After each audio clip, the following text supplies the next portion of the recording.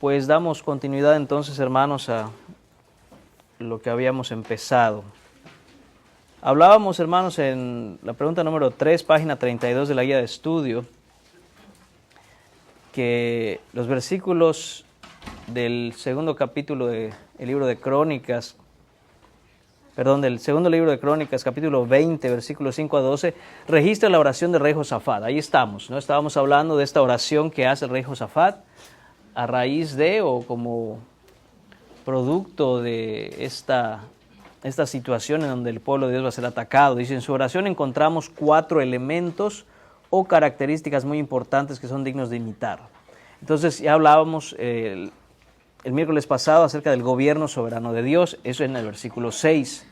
Ahora estamos en los versículos 7 a 9 y debemos fijarnos aquí con respecto a las promesas de Dios. Entonces, hermanos, alguien que lea versículos del 7 al 9, por favor. Dice, Dios nuestro, ¿no echaste tú los moradores de esta tierra delante de tu pueblo Israel y la diste a la descendencia de Abraham, tu amigo, para siempre? Y ellos han habitado en ella y te han edificado en ella santuario a tu nombre, diciendo, si mal viniere sobre nosotros o espada de castigo o pestilencia o hambre, nos presentaremos delante de esta casa y delante de ti, porque tu nombre está en esta casa, y a causa de nuestras tribulaciones clamaremos a ti, y tú nos oirás y salvarás. Gracias, hermano. Entonces, hermanos, ¿qué promesas de Dios estaba Josafat? ¿A qué promesas se estaba refiriendo él? ¿Y cómo esto lo hace confiar en esas promesas? ¿Qué escribieron allá, hermanos?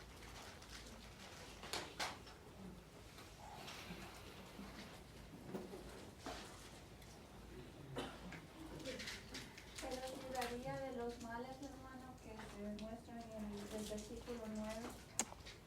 Amén. ¿Algo más, hermanos? En la promesa que había hecho Dios a Abraham. Note qué importante es eso, ¿no? Hermanos, es bien necesario conocer la historia de los hijos de Dios, la historia del pueblo de Dios, porque en la historia de esa relación que tiene Dios con su pueblo, nosotros miramos la fidelidad de Dios a cumplir sus promesas, y es necesario conocerla. Cada país, hermanos, tiene una historia, ¿ok? Y cuando usted quizá asistió a la escuela cuando niño, probablemente le enseñaron algo de historia de su país, ¿no? Y algunos fueron muy buenos estudiantes y se saben los héroes de la independencia de su país, se saben los fundadores de su país, fechas y batallas que tuvo ese país para ser un país independiente, qué sé yo, ¿no? Eso es lo que se enseña. Pero hermanos, ahora nosotros hemos sido llamados por la misericordia de Dios en la fe en Jesucristo a pertenecer al reino de Dios. Por lo tanto, nosotros debemos conocer la historia del reino, la historia del pueblo de Dios, la historia de la fidelidad de Dios a través de los siglos, en cómo Él defendía y aún defiende y ha prometido a su pueblo muchas cosas. Por eso es que Josafat puede recordar esto, porque él conoce la historia. Entonces la pregunta es si nosotros conocemos la historia de nuestro pueblo. Cuando me refiero a nuestro pueblo, hermanos, me refiero como cristianos. Conocemos la historia de nuestro linaje, ¿no? Y a veces se nos hace un poco extraño, hermanos, decir, esta historia que estamos leyendo hoy aquí en Crónicas y cualquier otra historia que leemos en el Antiguo Testamento y aún las historias del Nuevo, ¿nos damos cuenta como cristianos que eso es nuestra historia? ¿O la leemos como eso pasó con ellos? Este es el pueblo de Israel y esa historia es de aquellos que vivían en ese tiempo, en aquel entonces, en lo que Dios hizo en el Antiguo Testamento con ellos. Y la realidad, hermanos, es que tenemos que tener claro que esta es nuestra historia. ¿Okay? Esta es mi historia. Y no es invento, ni es algo por decir romántico, no decir, oh, este pueblo que es el pueblo de Dios y ahora yo como parte del pueblo de Dios lo tomo como parte. No, esto es literal, ¿okay? De acuerdo a la Escritura. Mencionaba el hermano Nay una cosa muy importante. Nayito, ¿a quién hicieron estas promesas? Abraham. ¿Y qué promesa se le hizo a Abraham? Hermano. Que en él iban a ser benditas todas las naciones. Entonces, si usted va a Gálatas y empieza a leer Gálatas, se va a hablar de nuevo de Abraham. ¿Okay? De hecho, acompáñeme a Gálatas rapidito y quiero que vea algo para dejar claro esto y poder continuar. Porque es tremendamente importante, hermanos. Ahorita le voy a decir dónde en Gálatas, porque déjeme encontrarlo.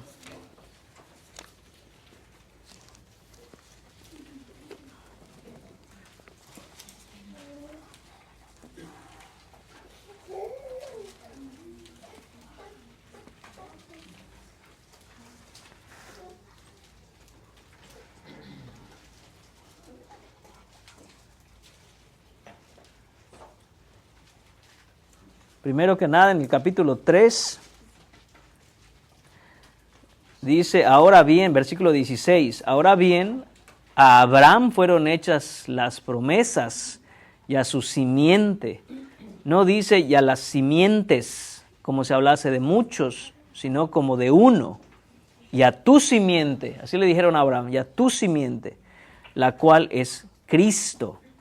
¿Okay?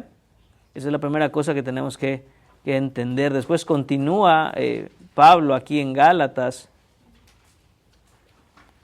y al final de este capítulo, en el versículo 25 dice, pero venida la fe, ya no estamos bajo ayo. Cuando está hablando con respecto a la ley y la gracia, ya no estamos bajo la enseñanza que nos dirigía a Cristo, porque Cristo ya llegó.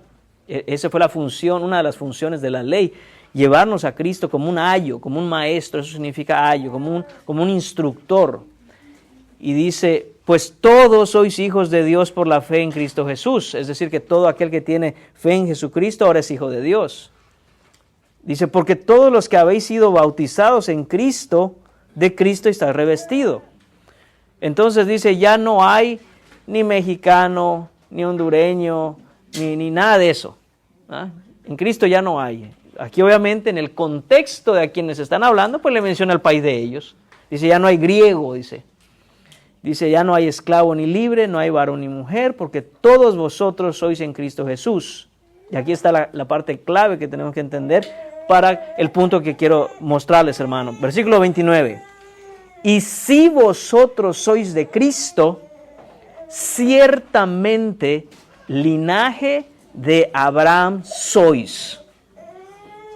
Entonces, hermanos, esta es nuestra historia. Mientras yo no estaba por la fe en Cristo Jesús, en el reino de Dios, mi historia era la que se me había contado en la naturalidad de lo que yo era. ¿Me explico? Y si me decían, oye, ¿cuál es tu historia? Bueno, pues yo nací en tal lado, mis papás fueron tales, y esto y lo otro, y aquí y allá, y yo soy mexicano, y nací en tal lugar, y mi acta de nacimiento, mi partida de nacimiento dice así, ok, amén. Pero ahora en Cristo Jesús, eso no solo es verdad, pero conecta directamente con la historia de redención que estamos leyendo. Entonces, hermanos, Josafat sabe eso, por eso dice, hay promesas hechas al pueblo de Dios, y nosotros como cristianos no podemos desarrollar una confianza en esas promesas si desconocemos lo que Dios ha hecho en la historia mía a través de toda la redención que llegó a salvarme, si yo no conozco las promesas, ¿no? Entonces, hermanos, dice ahí la nota en la guía de estudio, toda oración debe basarse en las promesas de Dios. Vuelvo y repito, no conozco las promesas de Dios, ¿cómo voy a orar aferrándome a esas promesas? ¿Cómo voy a desarrollar confianza al ver la fidelidad de Dios, al cumplir sus promesas desde siempre para con su pueblo, que ahora es pueblo mío? ¿Okay? Dice, dudar de las promesas de Dios es incredulidad y confiar en lo que Dios no ha prometido es presunción. Ambas son pecado. Debo creer con todo mi corazón aquello que Dios ha dicho, porque si yo no creo con todo mi corazón aquello que Dios ha dicho en su palabra, soy un incrédulo. Pero si yo creo y me invento promesas que Dios no ha dicho ni ha prometido, soy un presuntuoso. Es decir, yo le estoy diciendo a Dios qué es lo que Él tendría que haber prometido. Y eso no es así. ¿Okay? Entonces vea cómo estas dos cosas, recuerda, estamos viendo 4 características de la oración de Josafat. Entonces en la primera característica hablábamos de la omnipotencia y soberanía absoluta de Dios. Y ahora el estudio nos dice, miren ahora las promesas que Dios ha hecho. Porque esas dos cosas, y obviamente las 4 van a conectar, pero estas dos cosas conectan de manera especial. Hermanos, porque uno puede prometer muchas cosas. Usted como padre pudo haber prometido cosas que luego no cumplió. Pero usted tenía la intención, usted quería. ¿Pero por qué no pudo? Pues por muchas razones. Y una de las razones, al final de cuentas, es porque usted no es omnipotente. Usted puede pensar en algo hoy y decir, sí, hijo, te lo prometo. Y mañana decir, ay, ¿sabes qué? No se va a poder. Es que pensé que iba yo a poder. ¿Ah? Y el niño dice, o el hijo dice, pues sí, no, así son las cosas. Pero Dios no es como nosotros, hermanos. Dios es omnipotente y cuando promete, Él no solo quiere cumplir, sino que es capaz de cumplir, porque Él es omnipotente. ¿Okay? Y tomando el ejemplo de Abraham, hermanos, es bien importante esto. Recuerde que Abraham es conocido como el padre de la fe. Recuerde que la Escritura nos dice de Abraham que él le creyó a Dios y su fe le fue contada por justicia. Y Abraham, hermanos, fue puesto a prueba. Todo esto, hermanos, se los cuento porque este es el conocimiento que Josafat tenía para orar de la manera en que oró. ¿Cómo fue probado Abraham, hermanos? ¿Cómo fue probado Abraham en su fe? Su hijo, ¿no? Su hijo, o sea, ¿qué le pidió Dios entonces? A su hijo, ¿no? Que le diera a su hijo. Entonces, dice, a ver. Pero el Señor había hablado y le había prometido que iban a ser benditas todas las naciones de la tierra. Y ahora le está pidiendo el hijo, en sacrificio, literal. No le está diciendo, entrégamelo para que se dedique a mí, para que sea sacerdote del Dios Altísimo. No, le está diciendo, tómalo, y así como se sacrifica un cordero, degollándolo, así quiero que lo hagas. Lo pongas en un altar, lo sacrifiques en holocausto para mí. Y sabemos que Abraham, hermanos, pasó la prueba. Entonces debemos preguntarnos, ¿qué motivó, qué confianza hubo en Abraham para que él dijera, va, está bien, Señor? ¿Qué hubo en él, hermanos? La Escritura nos lo dice. Si nos vamos a Hebreos capítulo 11, quisiera que veamos, hermanos, cómo Abraham tenía bien claras dos cosas, y en esas dos cosas que tenía claras, él pensó bíblicamente acerca de lo que Dios le estaba pidiendo. Hebreos capítulo 11, si alguien nos quiere leer el versículo 17 al 19. A ver, hermana, por favor. 11, 17.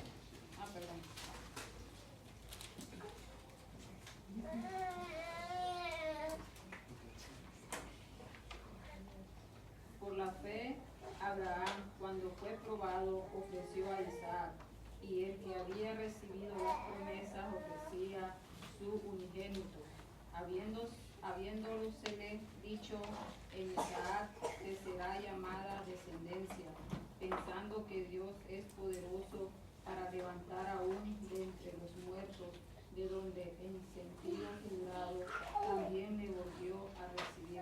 Gracias, hermana. La Escritura claramente nos dice lo que Abraham pensó.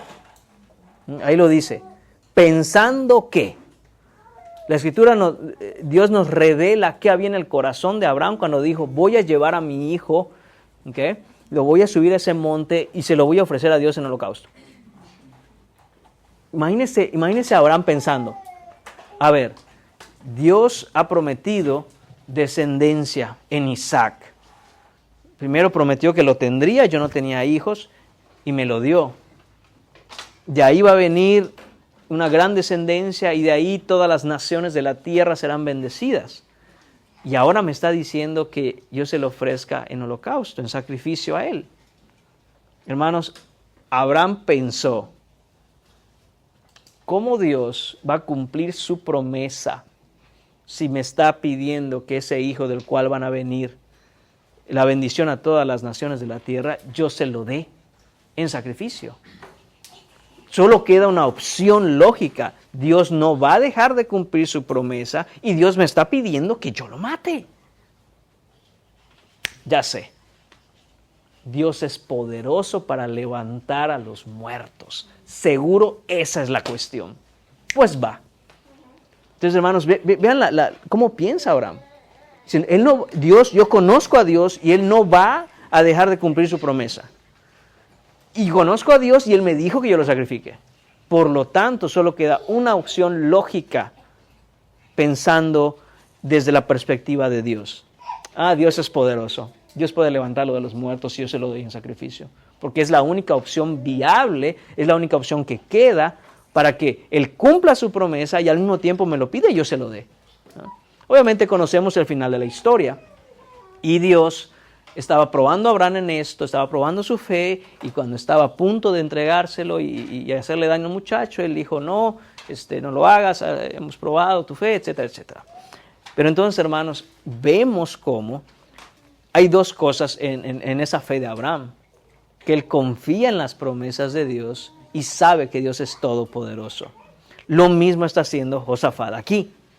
Cita y hace referencia a Abraham, y dice, así como fue la fe de Abraham, así tiene que ser mi fe hoy. Y así tiene que ser la fe del pueblo hoy.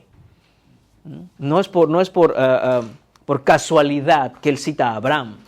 Hermanos, y todo esto para decir, en nuestro tiempo, en lo que vivimos todos los días, en lo que hacemos constantemente, nosotros debemos desarrollar una fe como la de Abraham, como la de Josafat, que conocían quién es Dios, conocían de su poder y conocían que Él no miente ni va a dejar de cumplir sus promesas. Entonces, esa es la oración, hermanos míos, que nos pide el estudio en la que debemos basar nuestra esperanza. Debemos basar nuestra esperanza en que Dios ha prometido y Él es todopoderoso para cumplir lo que ha prometido. ¿Y cómo va a suceder? ¿Y cómo lo va a hacer Dios? ¿Será que sí? ¿Será que puede? Hermanos, si el Señor lo ha dicho, Él lo hará. Punto. Y eso es lo que tenemos que creer, hermanos. ¿Okay? Y de nuevo, nosotros acercarnos a Dios en oración, dudando de que Él pueda hacer esto, es pecado. ¿Okay? De hecho, ahí mismo en este capítulo de Hebreos, en el inicio del capítulo, nos dice, ¿no? Es pues la fe, la certeza de lo que se espera, la convicción de lo que no se ve, porque por ella alcanzaron buen testimonio los antiguos. Por la fe entendemos haber sido constituido el universo por la palabra de Dios, de modo que lo que se ve fue hecho de lo que no se veía. Y empieza a dar una lista, ¿no? Empieza a hablar por la fe Abel, por la fe Enoc. Y en el versículo 6 dice, pero sin fe es imposible agradar a Dios, porque es necesario que el que se acerca a Dios crea que le hay y que es galardonador de los que le buscan. Hermanos, esa es la actitud que debemos tener. Entonces piense, obviamente estamos hablando en colectivo, ¿no? La iglesia, la asamblea de Dios, la congregación, debemos creer las promesas de Dios para nuestra congregación. Pero hermanos, de nuevo, no podemos llegar y decir voy a creer las promesas de Dios para la congregación en la que Dios me ha puesto, si primero no empiezo yo creyendo, ¿me explico? Lo que el Señor me demanda, me pide y ha prometido para mi vida en lo personal. Entonces piense usted en cualquier situación en la que estemos luchando para crecer espiritualmente, luchando para dejar el pecado atrás, luchando con muchos temas, hermanos. Estamos viendo varios hermanos enfermos. Hermanos, confiemos en que el Señor tiene un plan detrás de todo esto. El cristiano no vive lo que vive, y las dificultades que vive y los problemas que vive, las tribulaciones que vive de balde, como que pues ya ni modos, ¿no? Esto me tocó vivir. Porque a veces, hermanos, eso nos pasa, ¿no? De alguna manera nos frustramos con las diversas situaciones que estamos enfrentando y decimos, pues ya ni modos, esto me tocó. Y pues ya ni modos, pues soy cristiano. Y pues ya ni modos, hay que aguantar. Ya ni modos, un día las cosas cambiarán. Pero no, hermanos, no es la actitud del cristiano. La actitud del cristiano es, Señor, hay un plan, tú sabes lo que estás haciendo. Señor, yo confío en lo que estás haciendo, que a tu tiempo, en tu forma, todas las cosas, como ya muchos conocemos, hermanos, y somos de alguna manera nos aferramos tanto a este versículo de Romanos capítulo 8, donde dice, para los que aman a Dios, todas las cosas ayudan a bien, esto es, a los que conforme a su propósito son llamados, hermanos, y es verdad. Hay un propósito en cada cosa. Y es lo que vemos acá, hermanos, en la oración de Josafat. Sí, hermana. Lo dice también, que dice en el final del 9, dice,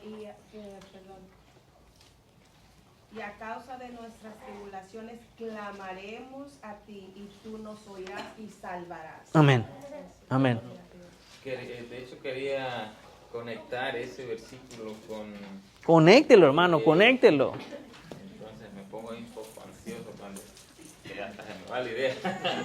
Entonces, de eso, ¿no? De esta promesa del versículo 9 dice, si mal viniere sobre nosotros o espada de castigo, lo que estaba pasando, o pestilencia o hambre, nos presentaremos delante de esta casa y delante de ti, y muy claro lo que encierran paréntesis de ahí, porque tu nombre está en esta casa. Amén, amén. Entonces, y dice, y a causa de nuestras tribulaciones clamaremos a ti y tú nos salvarás. Entonces, Josafat, vemos ahí ese reflejo, ¿no? De que él se ve a sí mismo cuando venía esta situación, y él ve que él no puede hacer nada, que no está preparado, pero que conoce, y estamos hablando las promesas de Dios, lo que Dios ha hecho, y de evidencia claramente, porque dice, ¿no? que Dios echó a los moradores de aquellas tierras, y en esas tierras habitan, por ejemplo. Hay una evidencia. Amén. Entonces, y hablaba y todo eso en la historia, ¿no? Cómo este hombre, líder de ese pueblo, puede conocer prácticamente lo que Dios ha hecho. Entonces, pero aquí, ahora entonces, vemos, ¿no? En aquel entonces, que Dios obraba de esa manera. Si Dios quería sanar o librar, como lo hizo ahí, Él lo hacía, y era visible, por ejemplo, la salvación del Señor. Amén. Entonces, ahora podemos pensar, entonces, porque hoy luchamos mucho con enfermedades, situaciones, y muy probablemente vamos a morir, y vamos a morir con enfermedades o con problemas. Entonces, pero ¿cuál es el propósito? En aquel entonces, aquel propósito, no había venido Cristo, y Dios obraba para que este pueblo le fuera fiel y no se apartara, que le conociera. Eso es lo que hizo en Egipto al mandar las plagas, que todo el pueblo conozca quién es Dios. Amén. Entonces, y así era en aquel entonces. Y cuando Dios decía, voy a destruir, incluso en el desierto cayeron, consumió a muchos, incluso del pueblo de Dios, lo hacía. Entonces Dios destruía en aquel entonces, pero también él salvaba, Él sanaba. Entonces, y podemos decir, ahora, ¿por qué no lo vemos? Ahora, muchas veces estamos enfermos y no vemos la sanidad, y podemos pensar, ¿será que Dios no puede sanarme? Él puede. Pero conectando con Romanos 8, y hablamos hace unos lunes en el atributo que Dios es amor, y veíamos que como cristianos nosotros hemos recibido el amor de Dios en Cristo. Entonces, y aprendíamos qué era lo que hacía ese amor para con nosotros, y nos llevaba a Romanos 8. Y lo que hace ese amor es darnos una seguridad de nuestra vida, de nuestra salvación en Cristo, porque ya le conocemos. El Espíritu Santo mora dentro de nosotros, y si estamos en Romanos 8, que empieza a decir ahí, ¿no? ¿Quién nos separará del amor de Cristo? Y empieza a decir tribulación, angustia o persecución o hambre o desnudez o peligro o espada. Entonces, y mencionamos, aquí no dice que el amor me va a librar de todo este tipo de cosas. Entonces, lo que nos está dando aquí de la seguridad que nos da el amor es que ninguna de estas cosas nos va a separar de Dios. De Dios. Amén. Entonces, seguramente vamos a estar enfermos, pero el propósito de Dios ya ha sido cumplido en nosotros, que es conocer. Amén. Que así dice, y esta es la voluntad de Dios, Juan 3, ayúdame ahí, que dice, y esta es la vida eterna, que te conozcan a ti. Eso es lo que Dios ha querido desde el principio de la creación, que le conozcamos. Amén. Y a su tiempo envió a la simiente, que es Cristo, y ahora somos parte de la simiente. Amén, hermano, gracias. Así es, hermanos, y esta es la situación, ¿no? Vemos la situación del pueblo de Dios, y como ya se mencionó, todas estas cosas hicieron ir y que el pueblo clamara al Señor. Estamos viendo todo tipo de cosas que podemos enfrentar en nuestras vidas. Esto debe llevarnos a clamar a Dios, y con esa seguridad de la que habla el hermano también, ¿no? De que no nos van a separar de Cristo. Los que somos de Cristo, no importa lo que nos hagan, no nos pueden separar del amor de Cristo Jesús. Es imposible. Eso es imposible, es una seguridad que tenemos. Y hermanos, y es precisamente a través de esas cosas en donde creo que todos lo hemos experimentado. Es precisamente en los momentos más difíciles de nuestra vida en donde, no, ¿cómo oro, hermano? Usted viera, ¿no? Una oración diferente. ¿Por qué? Porque entendemos, ¿no? esa dependencia que debemos tener. Que el verdadero cristiano entiende esa dependencia de Dios. No se aleja de Dios en esos momentos, sino que busca con más fuerza a Dios. Eso es lo que produce muchas veces el peso de esas cargas, tribulaciones, problemas de salud, problemas de lo que sea. Buscar a Dios, y a través de esas cosas Dios nos sigue transformando, nos sigue santificando, produciendo en nosotros lo que a Él le agrada, hermanos. Entonces, hermanos, ahí es donde tenemos que estar. Ahora, la cuestión es que muchas veces, aunque hablamos de todo esto, hermanos, y decimos todo esto, y amén, porque está ahí en la Biblia, y decimos, qué bien suena, eso es verdad. En el día a día, a veces, hermanos, lo que sucede es que renegamos de depender de Dios. ¿En qué sentido? En que no nos gusta sentirnos así. No nos gusta sentirnos enfermos, sentirnos débiles, sentirnos que a ver cómo le vamos a hacer a llegar a final de mes. Se siente feo, estamos en una incertidumbre, no sabemos qué va a pasar, no sé cómo hacerle. Y hermanos, pero así se siente depender de Dios. Así se siente. Dices, no sé qué va a pasar mañana. Lo único que sé es que hoy me levanté por la gracia del Señor, por sus misericordias, no hemos sido consumidos, y Señor, en este día voy a hacer lo que debo hacer. Y mañana ya veremos. Y al día siguiente lo mismo, y al día siguiente lo mismo, y al día siguiente lo mismo. Entonces nuestros corazones buscan tener una seguridad a largo plazo. Buscan tener todo resuelto y decir, estoy bien porque tengo todo resuelto. Pero es cuando viene el Señor y dice, pero es que yo no quiero que vivas con una actitud en un corazón presuncioso de decir, todo está bien y nada me hace falta. Fue una de las cosas que el Señor reprendió en el capítulo 3 de Apocalipsis a esa iglesia. Dice, tú te sientes que no te hace falta nada, que lo tienes todo, que eres rico, que de nada tienes necesidad, ¿no? Entonces, esa iglesia en particular, hermanos, estaba así. Vivía en un área de grande prosperidad, vivía en un área en donde había una economía fuerte, vivían en un área en donde no les hacía falta nada. Y ese no es el pecado no es que estuvieran viviendo ahí. El pecado era la actitud de decir, porque tengo todo esto a mi alrededor, nada me hace falta. ¿Y cómo los reprende el Señor?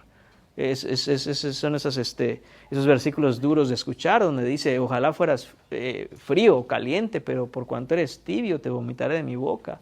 Porque te crees que eres todo esto y realmente eres un miserable, pobre, ciego y desnudo.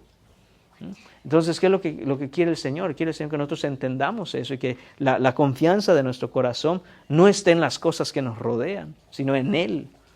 Y que a pesar de que pasemos por todas esas cosas, como ya bien nos dijo el hermano, nada nos va a separar del amor de Dios. Absolutamente nada. Entonces, esa es nuestra confianza. Y de nuevo, esta era la promesa, esto es lo que veía Josafat, ve la historia, habla de Abraham y todo esto. Y hermanos, esto debe servir para que nosotros entendamos también eso. Es decir, Señor, ayúdame a tener convicción en el corazón, discernimiento en la mente, para que mi confianza esté en ti. Y entonces, aunque para el resto del mundo dirán, ¿y estos para dónde van? ¿Y estos qué hacen?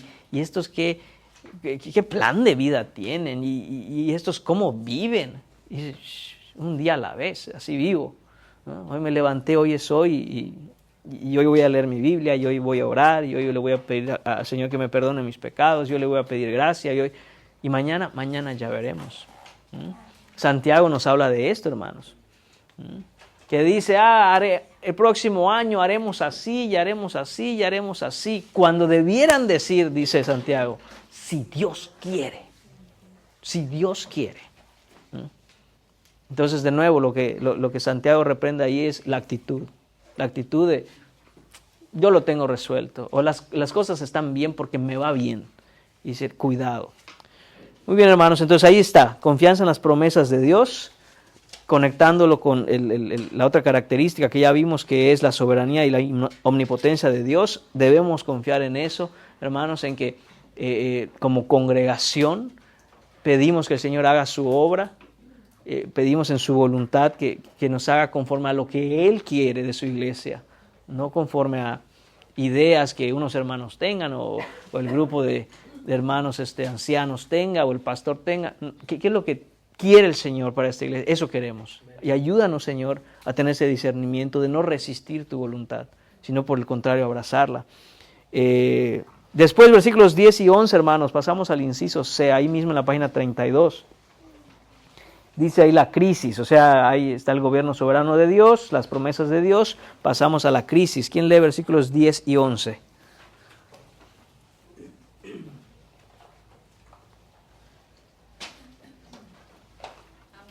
Hermana. Ahora pues, he aquí los hijos de Amón y de Moab y los del monte de Seir, a cuya tierra no quisiste que pasase Israel cuando venía de la tierra de Egipto, sino que se apartase de ellos y no los destruyese. He aquí ellos nos dan el pago viniendo a arrojarnos de la heredad que tú nos diste en posesión. Entonces, ¿cuál es la crisis allá en el caso del texto de Josafat, del pueblo y Josafat? ¿Qué crisis se enfrentaban?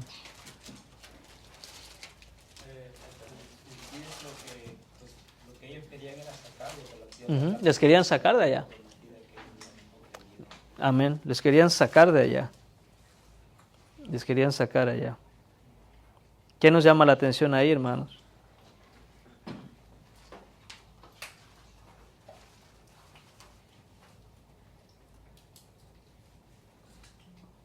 Hubo protección de Dios ahí porque Dios no dijo que pasara el pueblo de Israel por ahí. Exactamente. Algo ahí, hermano, no sé si quiero ahondar. Sí. Que Dios mismo fue quien evitó que Israel pasara por ese territorio. Entonces, ahora Dios, obviamente siendo omnisciente, conociendo lo que iba a pasar ahora que están el rey el pueblo de Israel, pues entonces había un propósito, entonces, ¿por qué Dios evitó que ellos pasaran por ahí? Note una cosa. Cuando Dios saca al pueblo de Israel de Egipto y los empieza a conducir, Dios estaba con ellos y lugar por donde pasaban, que obviamente el Señor les decía, vayan a este lugar, vayan a este lugar. ¿Qué hacía el pueblo de Dios con el pueblo sobre el cual pasaba? Lo destruía. ¿Por qué lo destruía? Porque Dios estaba con ellos. Y aquí nos dice el texto que esta gente de Amón y de Moab, fue Dios, como nos dice el hermano, quien les dijo, por ahí no pasen. Y nos dice el texto claramente que para que no los destruyese. Esas fueron las instrucciones de Dios. Entonces luego pasan los años y esa gente a la que no destruyeron, que Dios le dijo, no los destruyan, pásense por otro lado, no los destruyan, son los que los están sacando de ahí. ¿Qué debemos aprender de esto, hermanos? ¿Qué es plan de Dios? Que este ataque, aunque está en el corazón de los hijos de Moab y de Amón, no están fuera del dominio de Dios, sino que aunque la perversidad del corazón de los hijos de Moab y los hijos de Amón es sacar al pueblo de Dios de su legítima heredad, esto Dios ya lo había planeado con un propósito. ¿Okay? Porque si no fuera así, Dios les hubiera dicho, pásense y acábenlos. No vaya a ser que al rato se levanten contra ustedes y les quieran sacar. No, al contrario. Dice el Señor, no pase por ahí, no los destruya. Porque hay un plan. Y uno a veces dice, pero ¿cómo esto es el plan? Bueno, hermanos, los pensamientos de Dios son mucho más altísimos que los nuestros. Pero lo que debemos entender es que para cada cosa que vivimos, aún la maldad contra nosotros, contra el pueblo de Dios, contra la iglesia de Dios, los intentos de destruir la vida cristiana y los obstáculos que tenemos para nosotros vivir cristianamente, no están fuera del dominio de Dios, sino que por el contrario, Dios no es el autor del mal, pero Él está en dominio completo, aún de los que hacen el mal. ¿Me explico? Entonces, hermanos, eso lo vemos a lo largo de toda la Escritura. A lo largo de toda la Escritura, ¿no? Y nos cuesta trabajo entenderlo, porque no tenemos la mente de Dios. Cuando vemos que Dios, regresándose atrás un poco en la historia, cuando vemos que Dios manda a Moisés a decirle a Faraón, él y Aarón, vayan y díganle a Faraón que deje ir al pueblo. Y ellos van. ¿Pero qué nos dice la Escritura? Pero Dios endureció el corazón de Faraón. Señor, nos pides que vayamos a decirle que nos deje ir, pero tú endureces su corazón para que no nos deje ir. ¿Cómo así? Pero el hermano ya nos contó una cosa. Vinieron las 10 plagas, ¿para qué cosa, hermano? Para que todos conocieran quién es Dios. Entonces hay un plan. Y aunque para nosotros muchas veces no tiene sentido, dices, ¿cómo esto? Se supone que debo entenderlo. Hermano, hay cosas que no vamos a entender. Hay cosas que debemos por las cuales alabar a Dios porque a través de todas ellas le conocemos. Entonces, hermanos, muchas veces no entendemos por qué el niño se me enfermó, por qué estoy pasando por esto, por qué aquello, por qué así, por qué me despidieron del trabajo, por qué... Y siempre que nos preguntemos por qué, hermanos, va a ser una respuesta que probablemente no vamos a encontrar. Y si creemos que hemos encontrado la respuesta, muy probablemente está la respuesta equivocada, ¿no? Lo que debemos de ver es cómo en medio de esas cosas conozco más a profundidad quién es Dios, su carácter, su fidelidad, su poder, su amor, a través de esas cosas, ¿no? A través de todas esas cosas. Entonces, hermanos, muchas veces vemos quizá hermanos cristianos que vienen comenzando, son bebés en Cristo, ahí van avanzando. Y notamos, no sé si usted lo ha notado, si ya tiene un tiempo en el Evangelio, pero es bonito verlos ir avanzando, ¿no?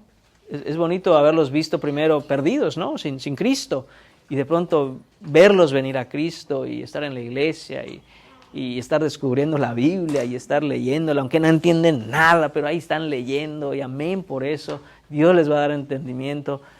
Hermanos, pero también es triste ver cómo cuando empiezan los problemas, entonces muchos de estos pequeños quisieran que los problemas simplemente se fueran, o que no existieran, o que quieren renunciar. Dice uno, no, hermanito, hermanita, aguanta, porque tienes que ver cómo Dios está obrando en medio de todas esas cosas. Te lo digo porque ya lo viví. Yo también tenía ganas de renunciar, yo también no me hacía sentido en la cabeza, yo también, quién sabe cómo, aquí seguía en la iglesia. Y al tiempo, el Señor es fiel para cumplir lo que Él ha prometido. Y hay un propósito para esos problemas que estás viviendo. Hay un propósito para todas esas cosas. No han salido del dominio de Dios. De hecho, el Señor determinó de antemano que tú estuvieras pasando y lidiando con ese problema. Con esa frustración, con ese que dices, ya estoy harto. No estés harto o harta. Dice, Señor, confío que a tu tiempo esto va a producir el propósito por el cual tú lo tuviste en mi vida. Y hermanos, quiere leer una historia, bueno, le comparto, a mí me sirve de mucho ánimo. Hay que leer esas historias bíblicas muchas veces, hermanos, porque no importa cuántas veces las leamos, siempre van a traer a nuestro corazón, porque así es la palabra. Muchas veces es aliento que necesitamos. La historia de José, hermanos. Usted lee la historia de José y uno dice, wow, este pobre hombre. Todo comenzó por hermanos, por un abrigo que le regalaron. Todo por eso. Porque su papá lo quería más que a los demás. Y el pobre muchacho, ¿qué culpa se tiene? A lo mejor era más obediente, a lo mejor era más guapo, qué sé yo, pero su papá lo quería más. ¿No? Y todo lo que pasó ese hombre, ¿no? Y al final, cuando usted lee la historia, ¿no? Que se descubre ante sus hermanos, ¿no? Y les dice, no tengan miedo, yo soy José, pero no deben tener miedo. ¿Y qué les dice? Lo que ustedes procuraron para mi mal, Dios logró para bien, ¿no? Para salvar a mucho pueblo.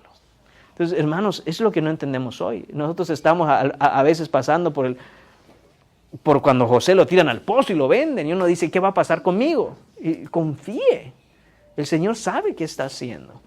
Y todo lo que incluso otras personas en su perversidad, enemigos del pueblo de Dios en su perversidad, quieren para el mal de la iglesia, quieren para el mal del pueblo de Dios. Cuando uno, hermanos, confía en la palabra de Dios, cuando uno confía en que el Señor tiene un plan, a su tiempo el Señor dirá, para esto es que lo hice. Y todo tendrá sentido un día, hermanos.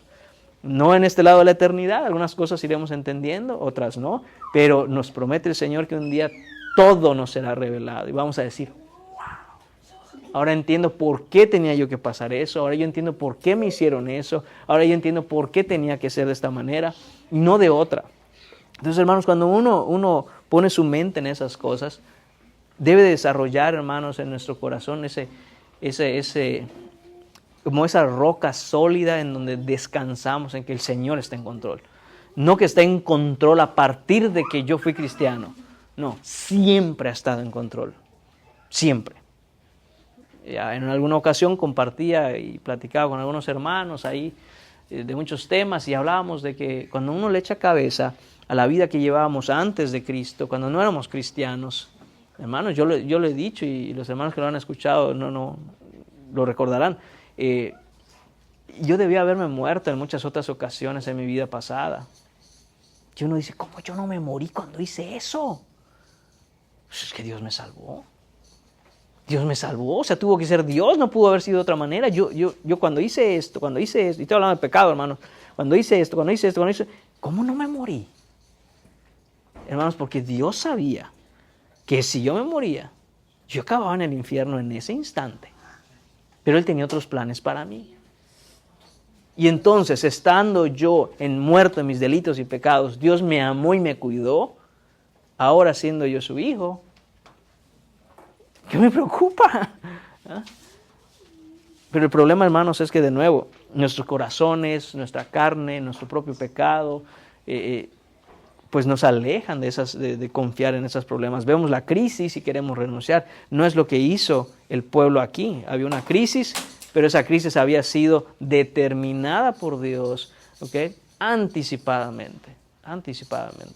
Y eso es lo que tenemos que tener constantemente en nuestra cabeza, hermanos, para no olvidarlo. Después en la página 33, pero voy a leer la nota en la página 33. Dice, Dios conoce nuestras necesidades antes de que se las pidamos. Eso es Mateo 6:8. Y conoce nuestra crisis antes de que se produzca. Sin embargo, debemos exponer nuestras necesidades ante Él, presentar nuestro caso y suplicar sus promesas. Entonces aquí estas cosas que vemos, hermanos, que Dios conoce nuestras necesidades antes de que se las pidamos. Conoce nuestras crisis antes de que se produzca. ¿Por qué las conoce? ¿Por qué las conoce Él? Porque Él tiene el poder de ver el futuro y dice, ya sé lo que te va a pasar. No, porque Él las determinó de antemano. Por eso las conoce. Él puede ver el futuro, hermanos, Él es el dueño del tiempo. Él puede ver lo que Él quiera. Pero no necesita mirar el futuro para saberlo. ¿Por qué? Porque Él conoce su voluntad y Él determinó eso en su voluntad.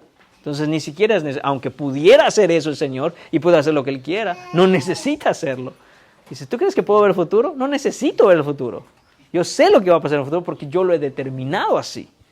Entonces, hermanos, ese es el Dios que tenemos. Y sin embargo, a pesar de eso, hermanos, Él quiere que expongamos delante de Él, que abramos nuestra boca, que le clamemos, que le digamos, que hablemos con Él y que expresemos nuestra necesidad. Señor, esta es mi situación, Señor, esta es mi necesidad. Muchas veces cuando vivimos en el día a día, hermanos, creo que lo habíamos comentado en alguna ocasión, ¿no? No sé si fue el miércoles pasado o el anterior, pero ya, ¿cómo está, hermano? Bien. Y solo uno sabe cómo está realmente, ¿no? Y entendemos, ¿no? Es a veces un saludo de cortesía, no es el momento para sentarnos y déjeme abrir mi corazón y descargarme. Sí es cierto, a veces solo nos estamos saludando y por cortesía contestamos bien, no porque sea la respuesta, simple y sencillamente porque somos amables, corteses y es un modo de saludarse. Sin embargo, hermanos, con Dios nunca es así. Con Dios no podemos ponernos de rodillas y decir, estoy bien, Señor, como que por cortesía lo estoy saludando. No, hermanos, porque delante de Él dice la Escritura que estamos desnudos todo el tiempo. Él sabe cómo estamos realmente. Entonces no podemos ponernos de rodillas y tomar una actitud como que Dios no supiera cómo estoy realmente y voy a fingir que estoy medio bien y que vine a orar como debo orar. No, hermanos. Delante de Dios derramamos nuestras lágrimas, nos abrazamos a los pies de Cristo y exponemos nuestro corazón tal como es. Señor, así estoy, tú lo sabes. No puedo ocultarte nada. Espiritualmente estoy caído, o espiritualmente estoy luchando, o Dios mío, no sé qué va a pasar con esto. Señor, me preocupa aquello. Señor, tengo miedo por estas cosas. Y lo hacemos ¿con qué intención? Con la intención de que se las entreguemos a Él. Señor, por eso te dejo en tus pies esto. Y lo que necesito es que ahora tú, Señor, me levantes y yo pueda continuar haciendo lo que tengo que hacer. Para tu gloria, Señor, para que tú seas honrado, Señor. Y hermanos, es ahí donde nosotros volvemos a recobrar fuerzas. Porque si no, hermanos, nadie puede, ningún ser humano en la carne, aún siendo cristiano, puede sobrellevar lo que significa vivir cristianamente. Eso tiene que ser por obra y gracia de Dios. Sí. Pero también, sí, vemos la Escritura, también en muchas ocasiones nos exhorta la palabra de Dios a clamar al Señor. Claro. Para que Él pueda escuchar nuestras necesidades. Y como cantábamos también, que clamé al Señor y Él me escuchó. Así y Él es. se place de ese clamor de su pueblo cuando tiene su necesidad y lo claman a Él. Y al mismo tiempo lo alabamos, no nos damos cuenta, pero lo alabamos. Trae nuestras necesidades porque las traemos con gozo y a Él le agrada que dependamos de Él. Claro. Entonces, eso. Pero claro que sí, absolutamente sí. Inciso D, página 33, versículo 12. Ahí debemos de ver la incapacidad y la dependencia del pueblo, hablando un poco más de esta dependencia que debemos tener de Dios. Dice el versículo 12, oh Dios nuestro, ¿no los juzgarás tú? Porque en nosotros no hay fuerza contra tan grande multitud que viene contra nosotros. No sabemos qué hacer y a ti volvemos nuestros ojos. Ahí está claro, hermanos. Josafat y el pueblo, esta nación completa, está en clamor y en la oración que hace Josafat, dice directamente a Dios, no tenemos fuerza, y no sabemos qué hacer. Y hermanos, ¿cuántas veces nosotros luchamos y nos esforzamos por darle una solución a nuestros problemas? ¿No? Queremos saber cómo le hago. ¿Cuándo vas a entender que no hay nada que puedas hacer porque no tienes ni las fuerzas, ni el conocimiento, ni la sabiduría para hacerlo? Y que solo te puede venir de parte de Dios. Solo de parte de Dios puede venir. Entonces, ¿qué hacemos? Reconocemos delante de Dios. Señor, mis hermanos varones, pienso que han pasado por esto. Ponerse de rodillas y decir, Señor, no tengo ni la menor idea de cómo debo gobernar mi hogar. Ayúdame, Señor. No sé ni por dónde empezar, no sé ni qué estoy haciendo bien, ni qué estoy haciendo mal. Lo que sé, Señor, es que debo hacerlo y debo honrarte, pero no sé ni cómo. No tengo las fuerzas para hacerlo y no tengo el conocimiento para hacerlo. Señor, pues si yo viví 40 años en el mundo y ahora vengo a ti y ahora soy cristiano y ahora tengo que solucionar esto, Señor, ¿cómo? Pero venimos a pedir al Señor que nos dé la gracia. Le pedimos al Señor que a través de leer la Escritura nos sentamos y la abrimos, porque una cosa, hermanos, también es importante. No quiere decir que, pues le pedimos y que Él vea qué hace.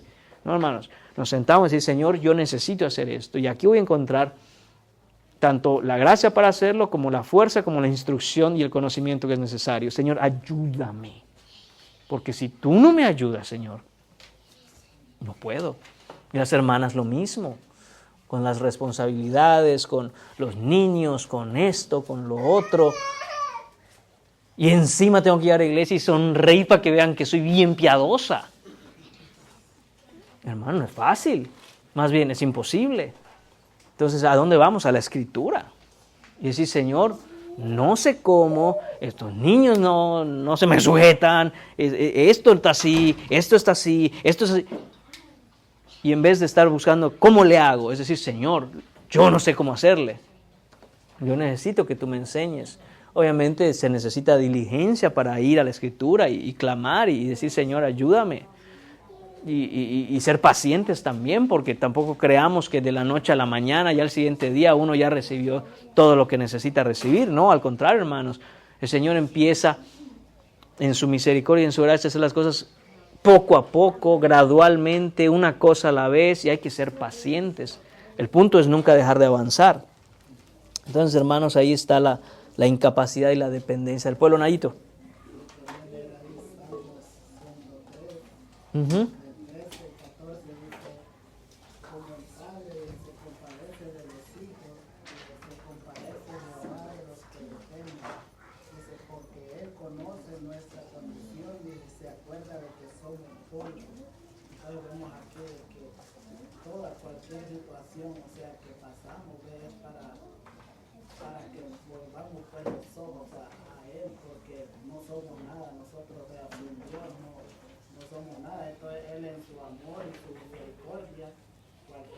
Que nos pasa es para que lo veamos a Él, que Él es el poderoso, o sea, Él es el que nos mueve, ¿no? Para poder estar, o sea, en su presencia, y ahí tenemos que ver que nosotros sin Él pues no podemos hacer nada, o sea, como Josafat dijo, o sea, no hay fuerza, no hay nada que hacer cuando viene la situación si no estamos con Él. Amén. Amén, gracias Nayito, eso me recuerda, hermanos, una cosa que Dios puso en mi corazón desde que la leí. Hace un tiempo se le compró a Anita un libro que es El progreso del peregrino para niños. Entonces, El progreso del peregrino es una historia escrita por John Bunyan, en donde se narra pues las aventuras y la travesía de un hombre cristiano, y el nombre de ese hombre era en la historia Cristiano. Entonces tiene que ir por un camino hasta llegar a la ciudad del rey, y pues uno mira ahí todo lo que vive un cristiano. Y cuando uno lo lee como cristiano dice, sí es cierto, amén, así pasa, es exactamente así. Bueno, esa historia fue adaptada en un libro para niños, para una edad obviamente más pequeños, en donde los personajes en vez de ser humanos son animalitos. Entonces el personaje que hace de cristiano es un conejito. ¿Okay? Entonces leíamos un capítulo cada noche ahí a Ana y íbamos viendo la historia, Hermanos, y hubo una parte de que me partió el corazón y esa es la verdad y tiene que ver con lo que está diciendo el hermano Nayo. Este conejito en el camino que tenía que seguir, hermanos, un relajo. Se metía donde no debía, se había caído y se había atrapado en un fango, se desvió del camino. Bueno, un sinfín de cosas que le habían pasado, muchas veces por su desobediencia, muchas veces por su descuido. Y llega una parte en el camino en donde se le aparece el diablo. Y le dice, mira, le dice, hasta aquí llegaste en tu camino, ¿no? Y el conejito dice, pero yo necesito llegar hasta la ciudad del rey. No llegar a ningún lado, hasta aquí llegaste. ¿Ah? Y le dice, mira, voy a ser bueno contigo. Si renuncias, yo te llevo de regreso a mi reino y haz de cuenta que no pasó nada. ¿Ok? Pero si no, dice, pues voy a tener que tomar cartas en el asunto, ¿verdad? Y el conejito así como que, es que no puedo, dice, yo necesito seguir caminando. Bueno, ya, le dice, tienes que entender algo, le dice. Nunca vas a poder llegar. ¿No te das cuenta lo débil que eres? ¿No te das cuenta quién eres? ¿Crees que vas a llegar hasta allá? Y le dice, y en el caso supuesto de que llegaras, ¿crees que ese rey del que tú hablas te va a recibir? Déjame recordarte todo lo que has hecho. Cuando debías hacer tal cosa, no la hiciste y te caíste en el fango. Te dijeron que ibas para allá y desobedeciste y te perdiste del camino. Y le empieza a decir todas las cosas, hermano.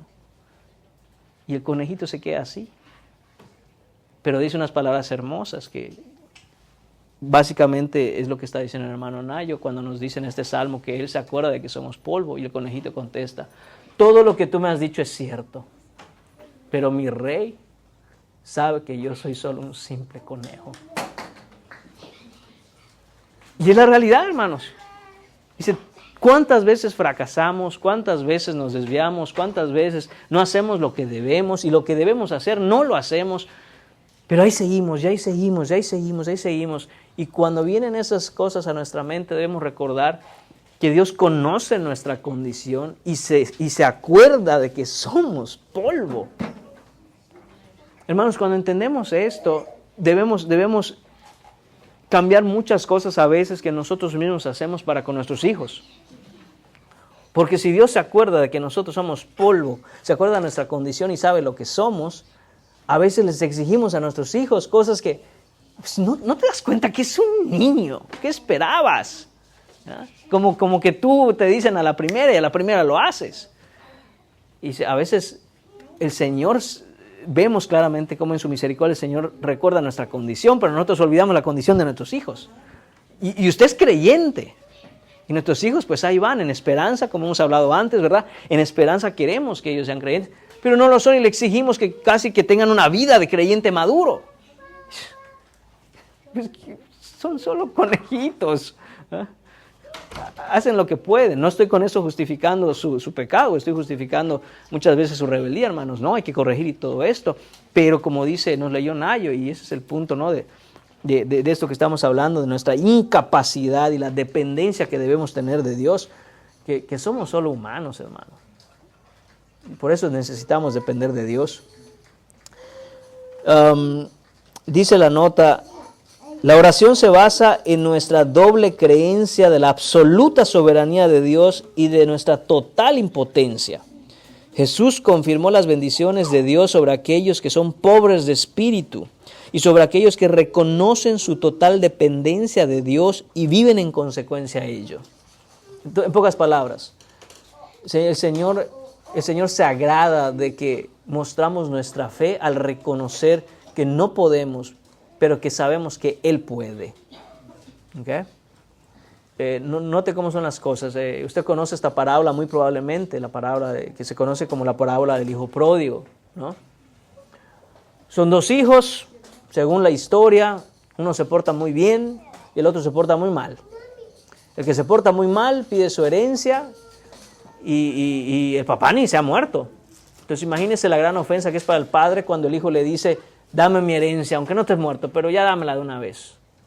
Si entendemos lo que está sucediendo, el hijo está prácticamente considerando al padre como muerto. ¿Para qué voy a esperar que te mueras, viejo? Dámela ya. El papá se la da, hermanos, le da a este hijo insensato y necio su herencia en vida. Y usted conoce la historia, se va a un pueblo lejano y ahí malgasta todo su dinero hasta que no le queda nada, viene una gran hambruna en esa zona. ¿Y qué es lo que sucede? Que este muchacho empieza a apacentar cerdos, ¿no? Y cuando mira que los cerdos comen y él no tiene nada que comer, empieza a reflexionar y dice, en la casa de mi padre, hasta los siervos que él tiene comen todos los días, no les hace falta el pan. Y yo aquí, que se me cae la baba solo de ver la comida de los cerdos. Y que dice, vuelve en sí, dice, regresaré a casa de mi padre y le diré, Padre, pecado contra el cielo y contra ti, no soy digno de ser llamado tu hijo, hazme uno de tus siervos. Regresa el muchacho, sabemos la historia, el padre no lo deja ni decir una palabra, va y lo abraza, lo besa y pónganle vestido nuevo, sandalias nuevas, anillo en la mano, vamos a hacer una gran fiesta, maten al cordero engordado. Y el hijo que se porta bien, ¿qué dice? ¿Qué? Ese tu hijo, que se gastó el dinero así, y ahora viene y le haces gran fiesta. Y yo que nunca te he desobedecido, ni un corderito me has dado para comer con mis amigos. ¿Cuál de los dos hijos, hermanos, es el hijo que está haciendo lo que es agradable al padre?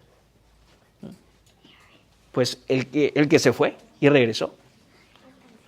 No el que se quedó todo el tiempo y obedeció. Y uno dice, ¿cómo? O sea, ¿cómo así? Porque este es el punto, hermanos. En el corazón del hijo que fue a malgastar el dinero, cuando él recapacitó, reconoció una cosa. Él reconoció esto. Yo soy un hijo malo, pero mi padre es bueno. Mientras que el hijo que estaba todo el tiempo ahí, al ver todo esto, dijo, yo soy un hijo bueno. Mi padre es un mal padre, porque a mí no me ha reconocido mi bondad. Y ahí está la gran diferencia, hermanos. Reconocer delante de Dios que no podemos, que fracasamos todo el tiempo y que necesitamos depender de Él para hacer las cosas. Vamos a parar acá, hermanos. Nos quedamos en la página 33, en la pregunta número 4 para el próximo miércoles.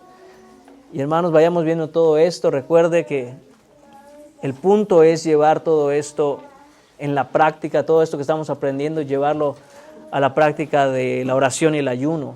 Entonces, recuerde eso. Vamos a orar. Señor y Padre, te agradecemos este tiempo, Señor. Te damos las gracias. Bendito seas por siempre y para siempre, Señor. Oramos y te pedimos, Señor, que ayudes nuestra incredulidad en cada cosa, Señor, en la que te fallamos, Padre. Pedimos, Señor mío, que por la obra de tu Espíritu Santo en nosotros nos ayudes, Señor, a que nuestra mente y nuestro corazón sean cautivos de tu verdad, de tu palabra, de tus promesas. Señor, ayúdanos, Señor, a ser pacientes, ayúdanos a confiar en tu omnipotencia, Señor, en tus promesas benditas. Ayúdanos, Señor, a depender cada día más de ti y a abrazar esa dependencia, Señor, que no se siente, Señor, como una cosa que deseable al principio, Señor. Quisiéramos y queremos constantemente en nuestra carne, Señor, ser todopoderosos, hacerlo todo, poderlo todo, que nada nos haga falta, que todo esté bien, Señor, y tú obras de otra manera, Señor. Señor, quieres que dependamos de ti, Señor, en cada instante, Señor. Me atrevo a decir que quieres que dependamos en ti, Señor, en cada respiro que damos. Señor, y en nuestra carne eso no se siente agradable.